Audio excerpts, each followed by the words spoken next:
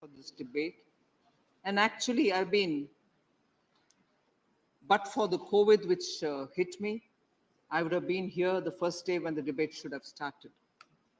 And from my party and from the government, I would like to assure every member in this House that debates, particularly on such topics, we have always been keen to participate and respond because we strongly believe in parliamentary democracy. And I have personally never been against giving replies, and sometimes I probably do it a bit more than what is expected of me because I go to the extent of trying to answer every point raised, which sometimes can mean a longer session, sitting and hearing more of the minister's reply. But let me assure this House that debates are definitely something which we respect and want to participate. And I'm glad today that we've had this debate, and I'm here to respond to what the members have spoken about. Many of our members seem to have heard what I've spoken in the Lok Sabha yesterday. So on many of the points, although they have been raised here, I would not elaborate too much. Of course, in honor of the member who's raised it, I will respond somewhat, but they have heard me on many of those issues in great detail, having spoken in the Lok Sabha, so I'll try to keep it crisp on some of these points. Sir, I started there, and I would like to start here as well to say that Indian economy, compared to the situation prevailing in many of our peer groups and compared to the situation in many of the developed economies, is definitely much better.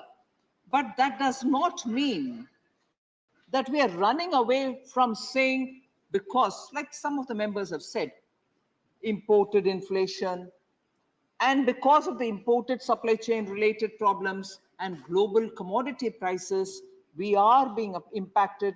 These are realities, and we are here to answer and discuss on them.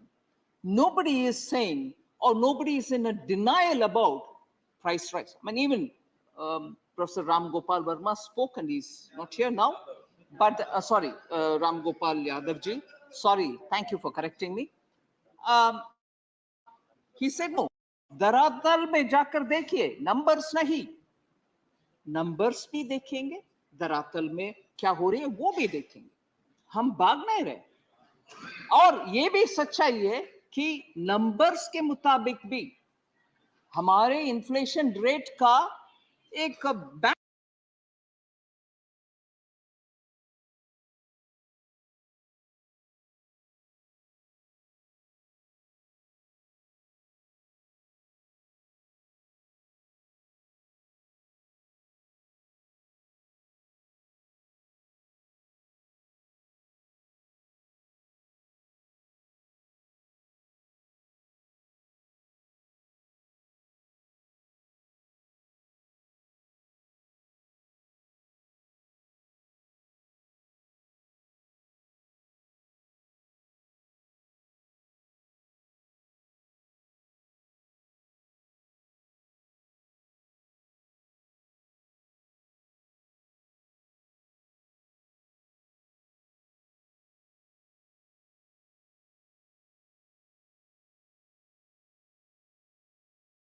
रहता है 4 is the median point, -2 or +2 is what is normally accommodated, and we are at 7 with some effort, or it can be slightly more than 7, but we have made sure that the Reserve Bank and the government put together are taking enough steps to make sure that it is kept at 7 or below, ideally below 6, the band.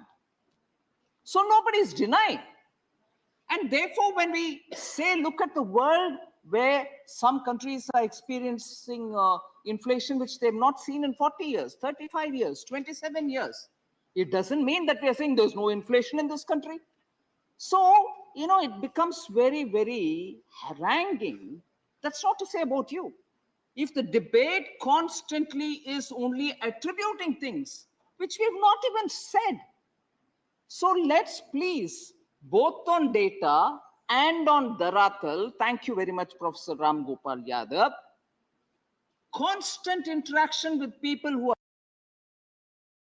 are affected is giving us inputs, and based on which we are having a targeted approach from the pandemic until today when the recovery is going on.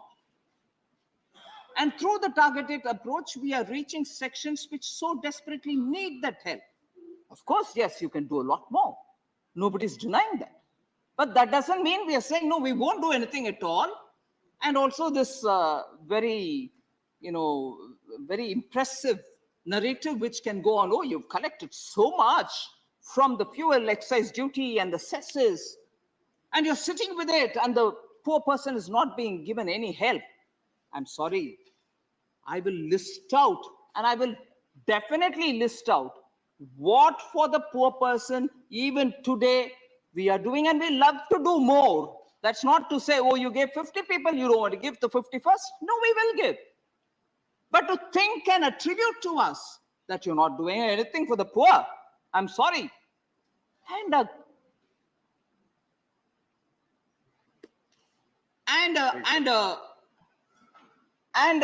approach that, you have never done anything for the poor, you are always for Adanis and Ambanis. I'm sorry, I'm compelled to take the names here. Is absolutely politicizing a debate which is so necessary for the country. So necessary for the country because all of us together, some of us in our states, some of us as members of parliament in our respective constituencies, are working to make sure that the poor's voice is heard. We are trying to reach out. Some of the schemes which don't go down to the ground, we are making sure that is given to them. Each one of us are contributing in this recovery process. And this recovery process is not purely on economic recovery, also because of the pandemic. And I'm glad the health minister is also here about the efforts taken for vaccination, which is so critical for the economy as well. Every member has been keen to know about it, and we've been constantly giving data to prove that everybody is in it so that the economic recovery can happen. So I appeal to the August House that we speak both on facts and on the daratal. It's not as if we are only throwing data at people. In fact, most of the times we are accused of giving data which is not right. So I'm definitely emphasizing that comparing with many of our peer group nations, emerging economies, or even looking at some of the advanced economies, India's position. Let's be somewhat comforted by the fact that our macroeconomic fundamentals are strong. It's all very well for us to be told, no, you should do some more here, some more there. But if you're denying that the macroeconomic fundamentals are not strong, I'm sorry, you're not going to be taken seriously. Not by me. I will take you seriously. You're a member of parliament. I'll honor you. But let's talk on what's actual and not what is generated, I don't know by who. So with that, I just want to highlight one of the points which is important, because we have a temptation to compare, and that's not wrong. Please do compare with our neighbors, with economists which we thought are better than us. Probably they were, and you wanted to tell us that they are better and why are we not. All that is fine. But please don't forget that today, the very same economies which were quoted to us, saying they are doing much better, India is not, because their policies are a lot more friendly for industry. I'm sorry. I'm not reveling in countries which are suffering today. I honestly do want every one of our neighbors, some of whose name I'll take here, to be better off, to be able to perform well. But today's situation, the reality is that some of these countries which have been quoted to us earlier, for one index or the other index, they are better than us, you're not. Look at the reality, please, honorable members. Bangladesh, about which we are periodically quoted. And we have great friendly relations with Bangladesh, and I'm happy for it. And there was a time when we were quoted repeatedly saying Bangladesh is doing well, you're not. But even on a parliament question reply on 1st August yesterday, I have given the data of what is the comparison which has got to be there. I just want to read it out. The per capita GDP at PPP in 2013 of Bangladesh was 3,143 international dollar, as they say it, but it is US dollar. But the same 2013 India per capita GDP PPP was 5057, 3143 versus 5057. And in 2021, sir, when we are repeatedly reminded saying, you know, Bangladesh is doing it, even if they do well, very well. But I want to give you the number. In 2021, Bangladesh per capita GDP PP at PPP is 6613, whereas ours is 7334. So please do quote, but quote with facts. And the same Bangladesh today, and again I'm underlining this point, I'm not quoting miseries here, but because repeatedly we have been told, oh, you're next Sri Lanka. Oh, you're not anywhere near Bangladesh, but please, let's understand the whole story everywhere. Bangladesh today is seeking from IMF 4.5 billion because they have balance of payment problems. And when I say when our macroeconomic fundamentals are strong, please, let's recognize that our macroeconomic fundamentals are strong. Sri Lanka, of course, is asking for 3.5 billion to the IMF. Pakistan in total is asking in different stages for 7 billion from the IMF. There are times when we have also been told, oh, in India, the petrol price per liter is this, but look at our neighbor, Pakistan, look at our neighbor, Sri Lanka. That's the rate. They are far lower than you. Let's consider it in a holistic way rather than piecemeal saying you are this, we are that, they are there. No. Today's economic distress throughout the world being what it is, let's look at it holistically rather than just throwing one astra here so that, good, I've done my job. No, please. This is a very serious business. And all of us are honestly members of this house who will have to look at very seriously what kind of things can be done so further we are able to improve the lot of our people. Now I go to specific points raised by honorable members because I would like to answer them. I'm not going to get into greater details of other things which govern the macroeconomic situation. The first speaker, Elamaram Karimji, had raised few things which I think were not based on facts. I would want to correct them. He spoke about bank checks. I would like to say there is no GST on withdrawal of cash from bank. There's no GST, please. And today on very many things, I will say there's no that on the GST, sir, because the more I listen, I'm worried that I'm coming one after the other. More I listen to issues related to GST, I have a concern that probably information is not reaching, the right information is not reaching, and as a result, there's quite a lot of misconception. And I would today attempt to clear some of these misconceptions. So that was, first of all, no GST on withdrawal. Specifically on the checkbooks. GST has been imposed on the bank checkbooks when banks buy it from the printers of the checkbooks, because banks will have to buy it in bulk.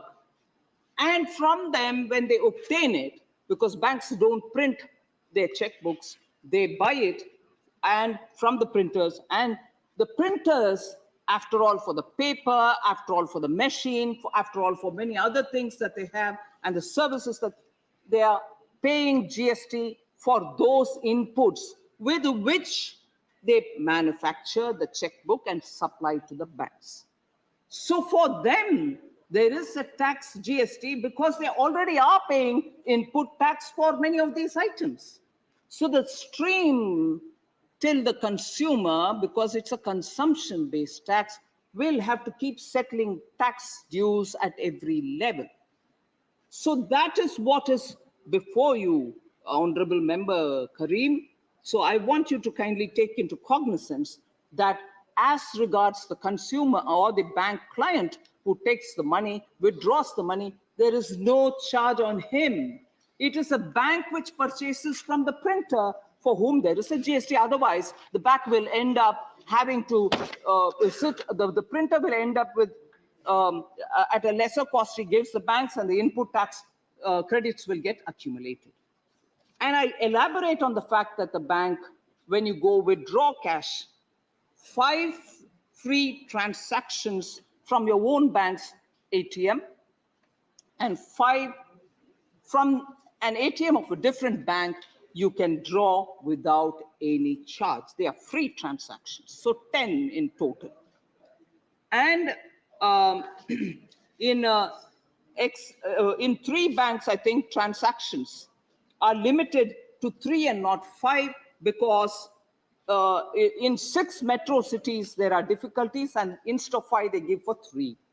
However, for small, no frills, basic saving bank deposit accounts, which are what the common small and middle class families use, they are still permitted to 5 free transactions even in metro cities. So 5 plus 5, 10 transactions in a month is totally free when you draw it from your ATM.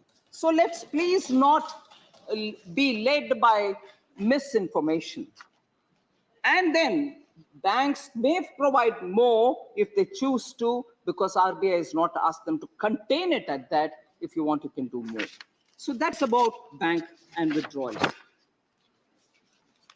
Again, an issue which I may periodically now and a bit later also elaborate about the pre-packaged item.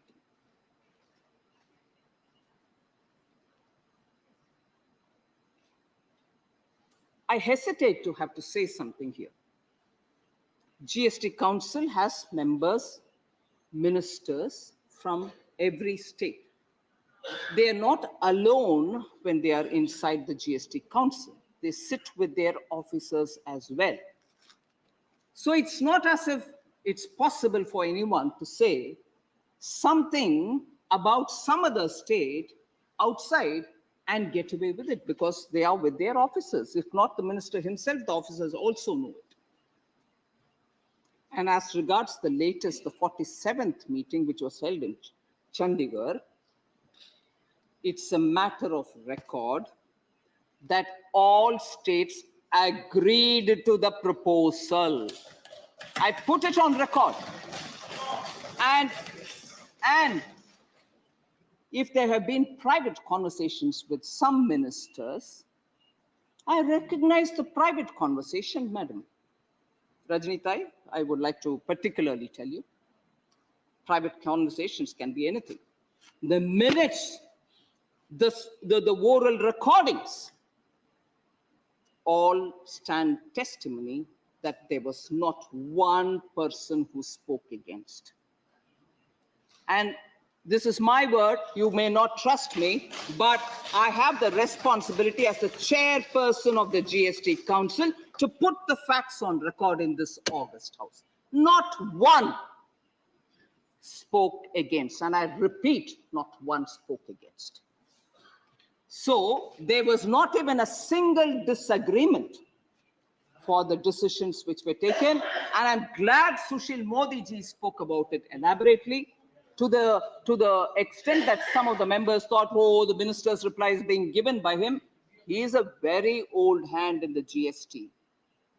He has been there before the GST Council was formed, in the Empowerment Committee, empowered group of ministers, which prior to GST drew the entire framework. And I do not derive any pleasure by saying something which is not true. You can always pull me up later. My credibility will be gone to the winds. Why would I want to do it? And if ministers who had agreed and who later do not want to stand up and say, look, I agreed, I can't hold them responsible. Bhaiya, you were there, why don't you want to say? I will not ask them. In the council, what happened is what is on record, and about that, if there are speculations, it's my duty to answer it. And that's what I'm doing.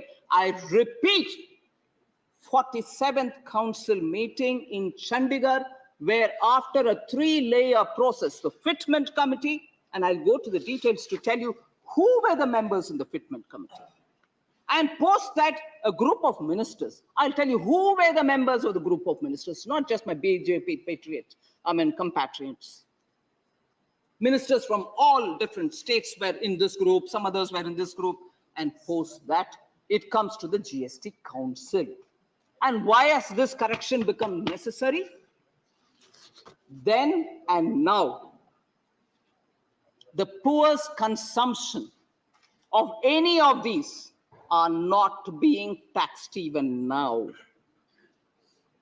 Even now they are exempted. And when in 2018, the branded people, some of them who were not registered as brand but unregistered, were also given the exemption. There was a thorough, rampant misuse. Because those who were given exemption, not so registered branded people, were all right getting the exemption. But those who were registered and high-value brands were given a choice, saying if you disclaim your registration of the patent or your copyright or your brand, you also become one of those brand, but not registered. Blatant misuse happened. And this from 2019 has been worrying the GST Council. Every meeting this was discussed, and there were amounts also looked at as to what this misuse is leading to. And in its wisdom, therefore, the council said, we'll have to work out some way in which the poor continue to get theirs without GST, but the brand and unbranded, which is happening, will have to be dealt with. And therefore, what we've done now is this continues for the poor. They're not being taxed. The exemption continues on rice, puffed rice, dahi, chawal, lassi, whatever. It continues. What's now, the exemption has been withdrawn, is on the pre-packed. Even now, when a trader who is dealing with small customers has to sell in loose, he has to buy his product from somewhere. So when he buys in bulk, gets it packed up there, and then brings it to his shop, he's not being taxed even now. He can get his 25 kg, 30 kg, come here to his shop and sell to the poor without GST. So the council, and I take extreme, I think it's my duty, and I take extreme pride to say that the council has applied its mind at various levels, at the Fitment Committee level, group of ministers level, and then the GST Council level, that the continuation of the exemption for the sake of the poor continues. And the misuse which was happening from the branded ones, particularly those which are registered brands, had to be corrected. That's what has happened.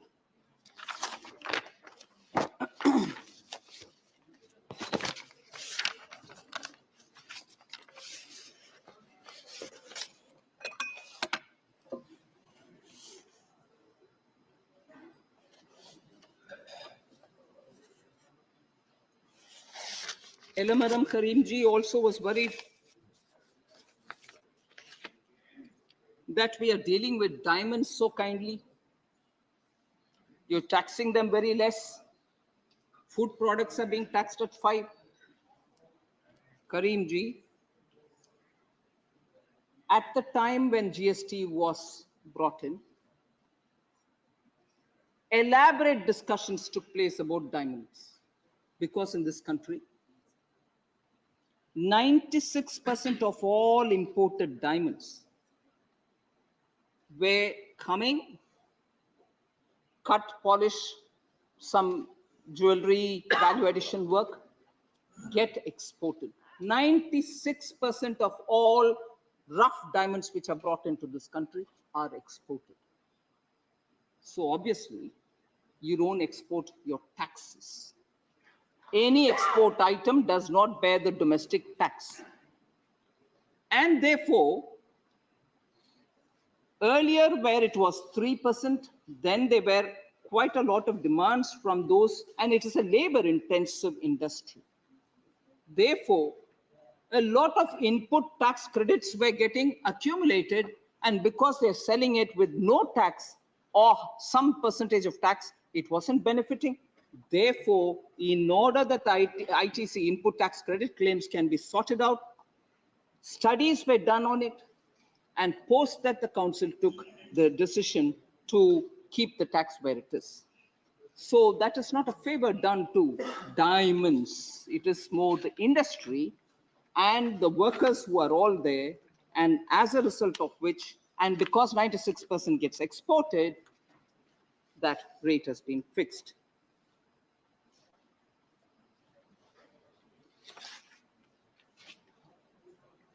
Honorable Member Karim also said, since independence, if I'm able to recall his words, since independence, there's never been a tax imposed on cereals and food products.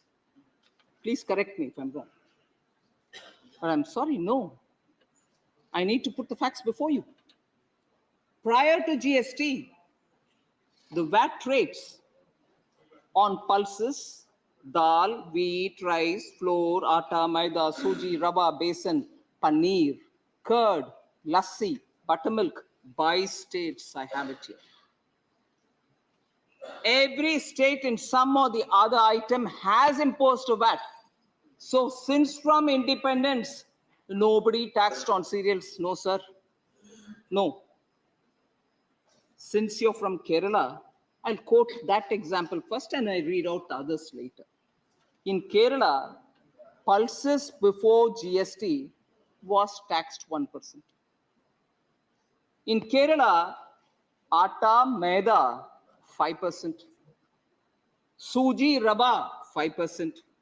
Besan, 5%. Taxed. So, it's fine. We may probably not have the necessary information in our hand, but every state had one or the other tax on all these items, which today have become the GST-related curse. No, sir. In fact, therefore, there are some states, Jharkhand, for instance, 5% on dal, 5.5 wheat, 5.5 rice, 5.5 maida, suji, rava, 5.5, 5.5 besan, paneer, 5.5. Maharashtra had it even on lassi, curd, buttermilk, 6%. Ma'am, I'm not quoting Maharashtra to, for you to raise up for a point of order. No, with due respect, I'm saying Maharashtra prior to GST taxed lassi, taxed chas, taxed buttermilk, curd at 6%, madam. So paneer was taxed at 6% as well in Maharashtra. So it's very well for us to very quickly say, no, this has never happened. West Bengal taxed paneer 5%, pre-GST. So, no point. Mr. Derek, it is just to disturb. No, please. There is no point. You listen to her first. Let her make her statement. No, not in between. Not in between. You are not supposed to disturb the minister while she is replying. Don't disturb. Don't disturb. Why should I disturb? No, you are disturbing. No, I her only asked reply. for a point of order. Why No, I am not allowed. Sir, Please I'm be not seated. disturbing. I'll sit down. Please. I'm not allowed point of order. Yes, madam. Sir, this is a classroom. I'll sit down. Once the minister's reply is over, Sir, we are not here. I've asked for a point of order. Because she mentioned West Bengal and Paneer, I asked for a point of order. If you think we are a classroom sitting here with students, on this we walk out. You don't want to give us a chance to even express ourselves. No, sir.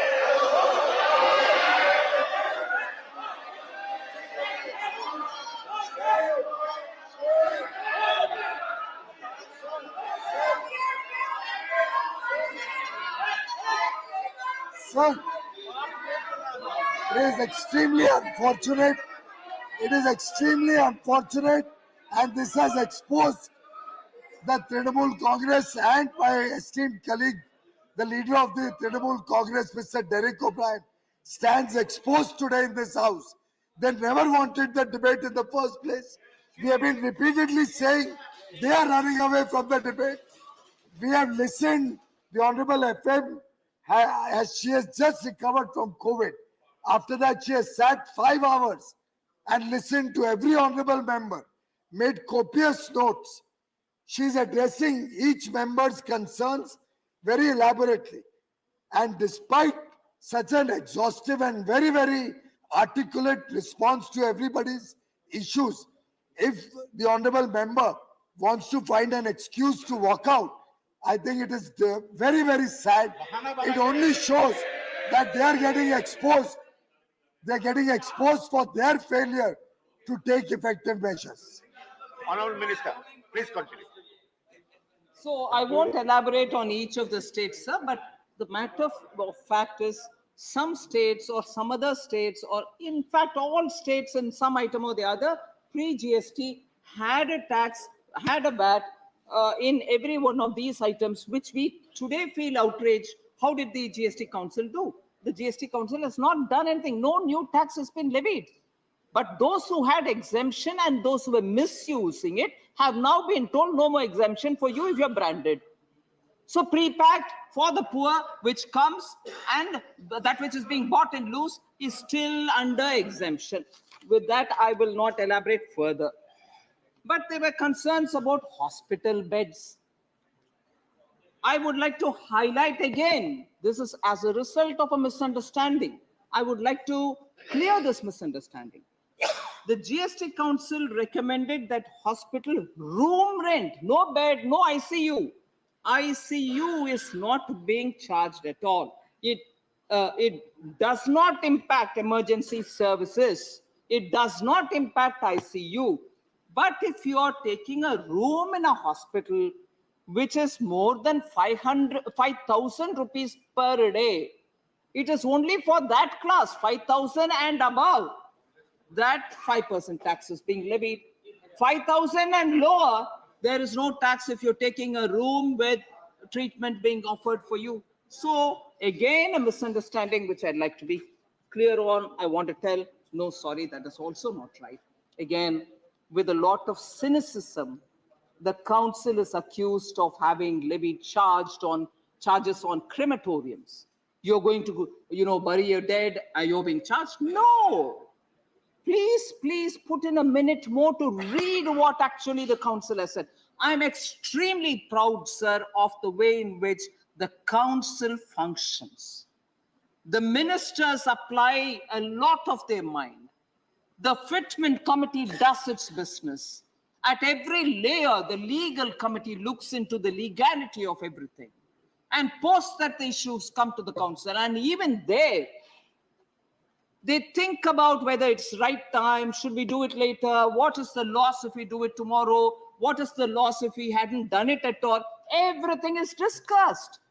To suddenly make a picture of the GST Council as though it is sitting mindlessly and just goes about wanting to earn more. No, please. They are also people coming from the ground. After all, they belong to all our parties.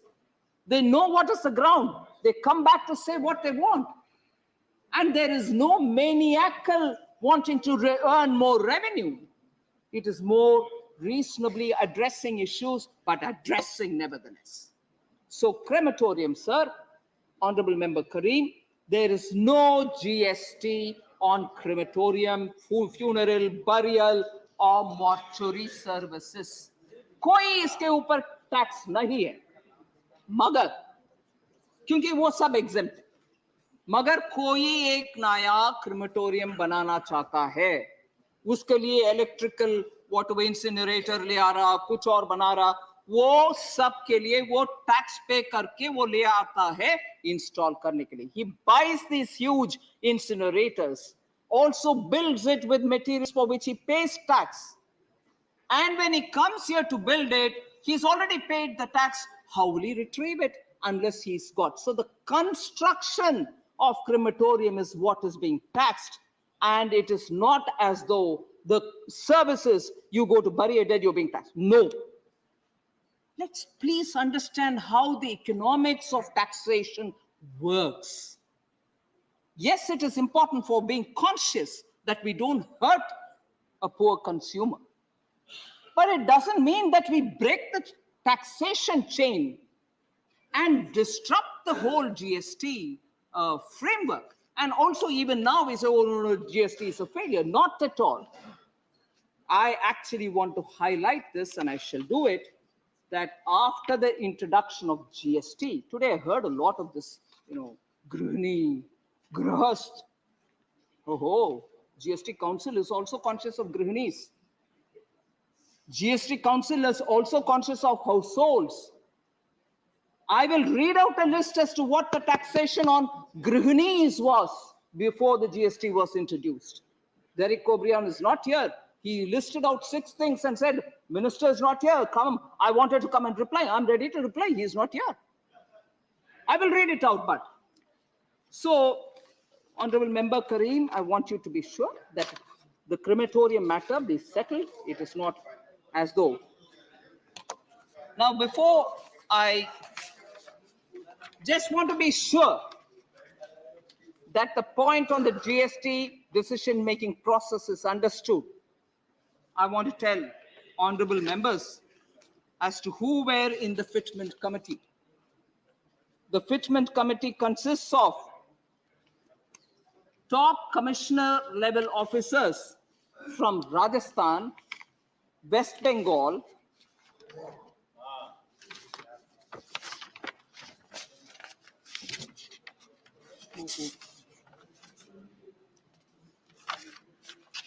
sorry, I've misplaced a paper, but I will read it.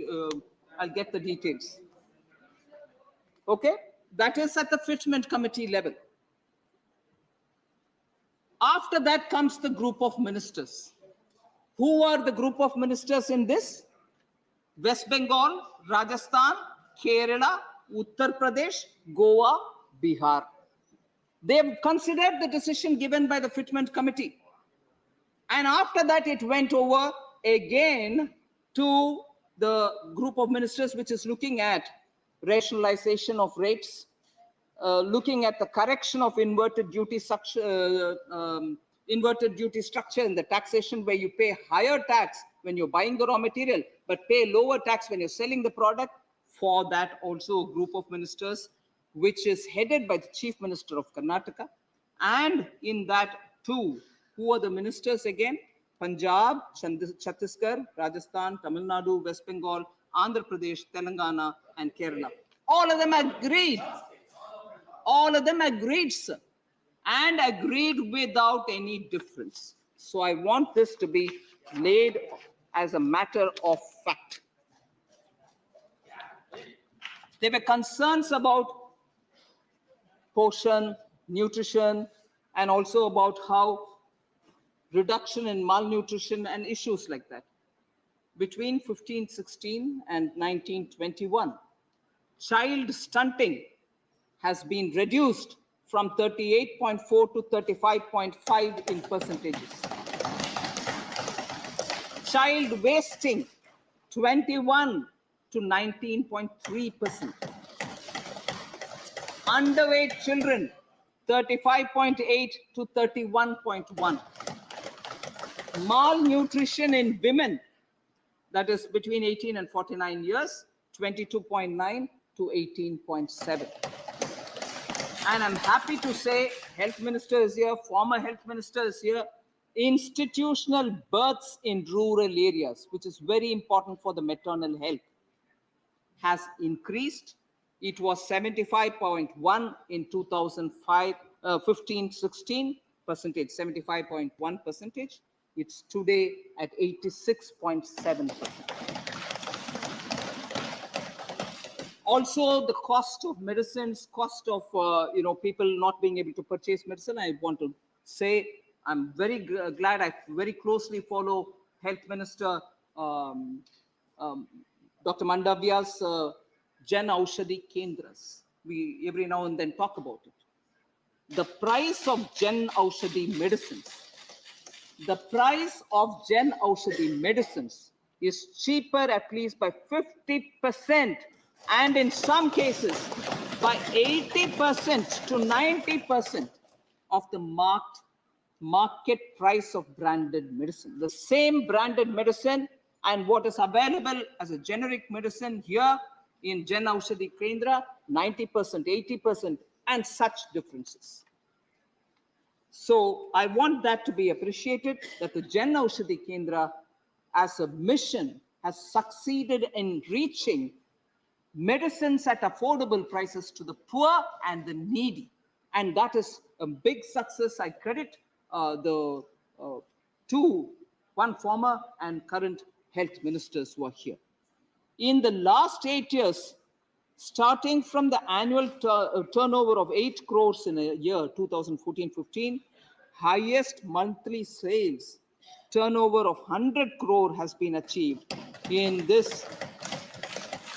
And therefore, this is something which I want you to take into cognizance. I want Kerala to have a lot more Jan Aushadhi Kendras so that your people in Kerala can benefit by affordable medicines.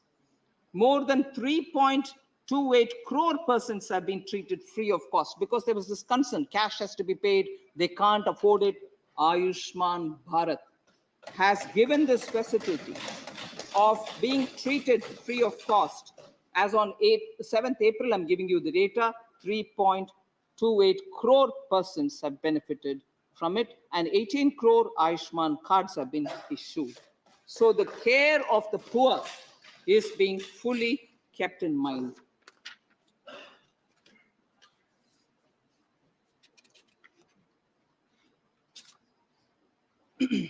Honorable Member Shakti Singh Gohil is here, and very many other members spoke about how Withdrawal is really not making a difference. You spread it, but then we all gave up.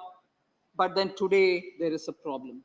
I just want to highlight that as of May 21st, when we announced the excise duty cut, we agreed and we announced that 200 per gas cylinder up to 12 cylinders will be given to over 9 crore beneficiaries of Pradhan Mantri Ujjwala Yojana. We've not forgotten them. But the cost of the gas, LPG, is not in our hands. If we are importing it and if the prices are going up, obviously we'll have to make sure that the poor get it at a concessional rate. We are giving 200 per cylinder, and not for 1, 2, 12 cylinders are being given that subsidy. It must be noted that between 2014, actually in 2014, there were only 16.8 crore LPG connections. It is today in 2022, 30.5 crore people benefiting from Withdrawal.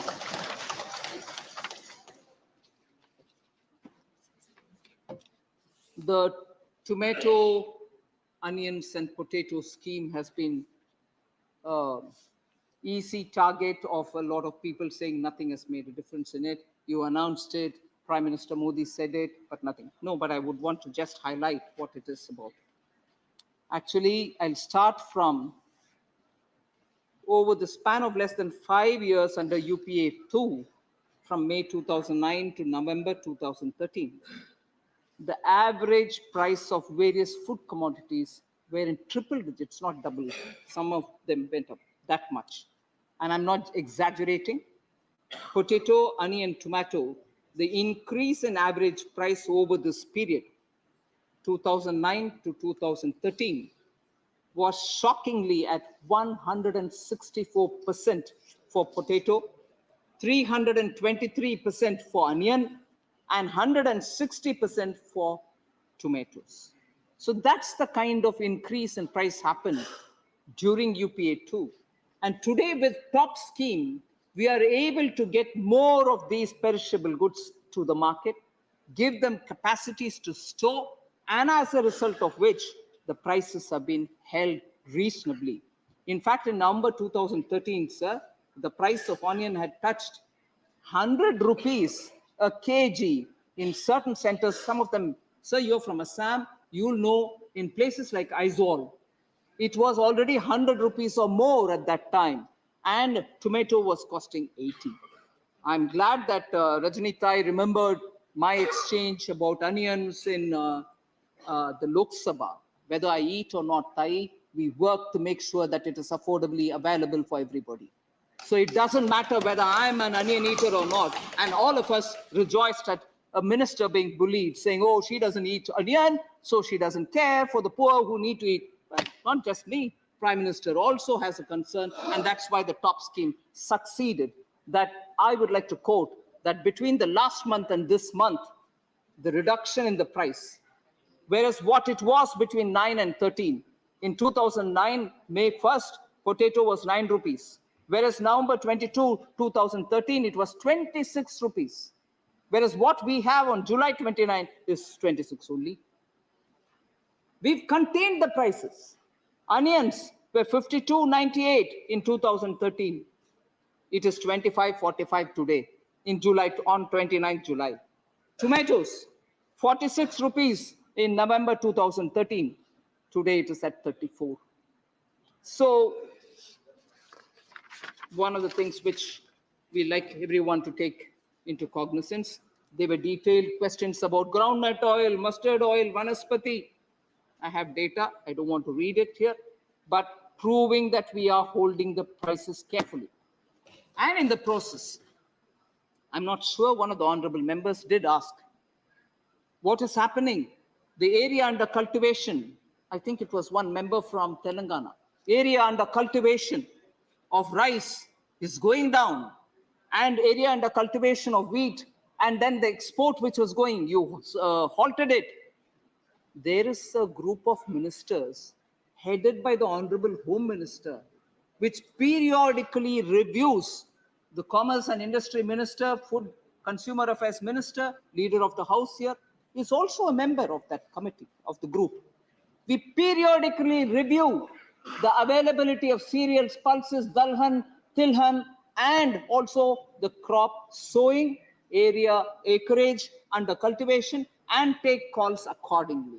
So it's not left high and dry. The government is looking at it because these are essential and we need to do something about it.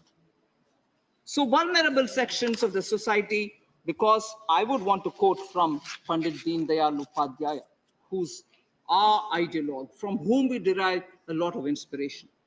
He said, and I quote, "It is our thinking and principle that these uneducated and poor people are our gods. We have to worship them. It is our social and human dharma." That's what he said. And the Antyodaya which we practice is derived from that. And as a result, you will find that, let me list out some of the specific action. Poor. Sorry? The poor. Mr. Binay Bishop, What is it? Binay Bishop, not now. I'll give you the data of what we're doing with farmers, sir. PM Ujjwala, I've already said, sir, 2014, 16.8 crores. Today it is 30.5 crores. Since we had Honorable Member Binay Vishwam talking about farmers, in 2014, there was no Pradhan Mantri Kisan Samman Nidhi Yojana, but in 2022, we've already deposited 12.5 crores of plus number of farmers, 6,000 a year for each one of them. 12.5 crore plus farmers have received 6,000 each into their account per year. So we are looking at farmers and taking care of them. Jal Jeevan Mission, sir. In 2019, there were only 3.2 households, 3.2 crore households. Now getting piped water, 9.6 crore households get piped water. Taking care of the poor actually, not just throwing some money and saying, de diya poor ke liye paisa. नहीं, सचमुच पानी जा रहे उनके घर में नल के द्वारा. 9.6 crore households. Sir, Street vendors, PM Swanidhi Yojana, 2014, there was no scheme. 2022, 29 lakh plus get loans for under the PM Swanidhi so that they can do affordable loans, so that they can do their own work. But otherwise, they don't have to give security. Without security, they get it. Ayushman Bharat, I've already said. Ayushman Bharat Jan Arogya Yojana, 3.28 crores get free treatment. So let's please, I know member Sanjay Singh, he's not here. He was talking about poor ke liye, garib. We are attending to garib. In reality, as to what they need in their house is reaching them. Tiruchi Shivaji also mentioned some of these, garib ke liye kya hai. One point on which member Ranjit Ranjan also speak. Ranjit Ranjanji also spoke about. So you've given Ujjwala cylinders, but what's the use? The price is going up. And I've already told you that we've given for up to 12 cylinders in a year, 200 rupees each cylinder. But there is an important data I would like to highlight here. LPG coverage, sir, is defined as ratio of the active consumers to the total households which are getting covered. That has increased from 61.9% in 2016 to 102.2% in November of 2021. That's not possible unless people are having their refills made periodically. So it's not true that people are not coming for refills. Yes, the price has gone up. It is not in our hands, but still we are giving 200 rupees per cylinder for people so that that may not be sufficient. You can ask me to give them totally free the cylinder. They may deserve it, but I'll also have to consider how many people I can afford to give and so on. So You are covered already. Amount has been reduced yesterday in the house. Amount is reduced to now only 242 crore is the subsidy amount.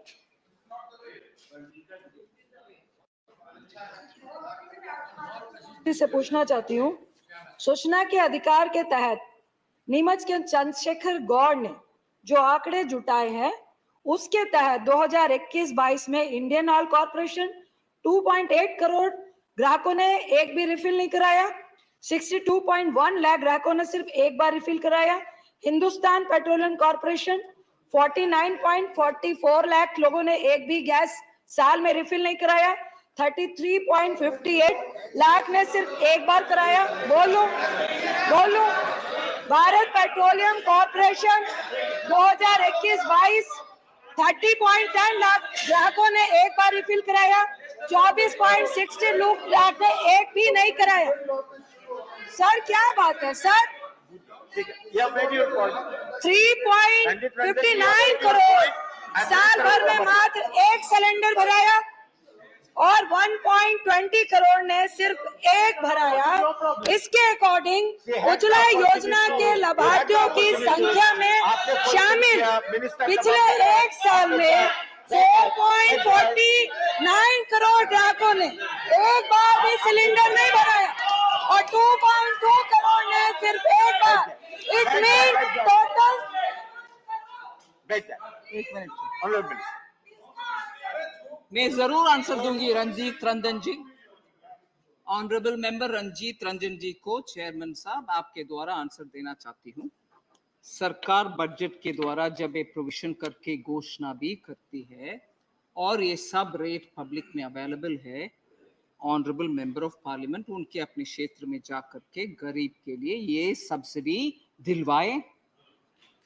उनके अपने कर्तव्य है जो सरकार के द्वारा।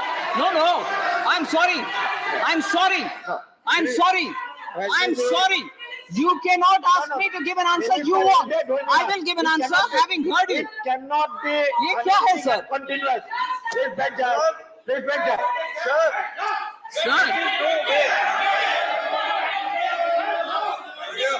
This is no way. Nothing will go on record. Minister saying without my permission. So I'm not yielding now, sir. Nothing will go on record. I'm not yielding.